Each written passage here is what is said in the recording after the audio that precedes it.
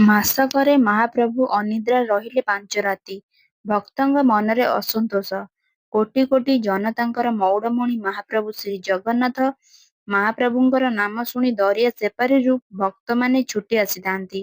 ବିଦେଶୀ ଭକ୍ତମାନଙ୍କ ମନ୍ଦିରରେ କଟକଣା ଥିବାରୁ ସେମାନେ ବଡ଼ଦାଣ୍ଡରେ ମହାପ୍ରଭୁଙ୍କୁ ମୁଣ୍ଡିଆ ମାରି ଧନ୍ୟ ହୋଇଥାନ୍ତି। ତେବେ କାଳିଆ ସାଆନ୍ତଙ୍କୁ ମଧ୍ୟ ଅଣଦେଖା କରାଯାଉଛି। ଠାକୁରଙ୍କ ସେବା କାର୍ଯ୍ୟରେ ନିୟୋଜିତ ସେବକ ଏବଂ ପ୍ରଶାସନ ନିଜର ଦାୟିତ୍ୱରେ ଅବହେଳା କରୁଥିବାର ଅଭିଯୋଗ ହେଉଛି, ଯେଉଁଥିପାଇଁ ଶ୍ରୀମନ୍ଦିରର ନୀତିକାନ୍ତିରେ ଅହେତୁକ ବିଳମ୍ବ ଦେଖାଦେଇଛି।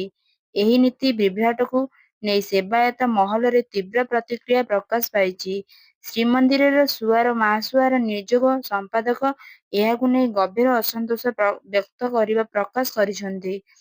ସୂଚନାଯୋଗ୍ୟ, ଗତ କିଛି ଦିନ ହେବ ଶ୍ରୀମନ୍ଦିରରେ ନୀତି ନିର୍ଦ୍ଧାରିତ ସମୟ ଅନୁଯାୟୀ ସମ୍ପନ୍ନ ହୋଇଥିବା ପାରୁନାହିଁ। ବିଳମ୍ବିତ ରାତିରେ ପହଡ଼ ପଡୁଥିବାରୁ ମହାପ୍ରଭୁଙ୍କର ନୀତିକାନ୍ତିରେ ବ୍ୟାଘାତ ସୃଷ୍ଟି ହେଉଛି।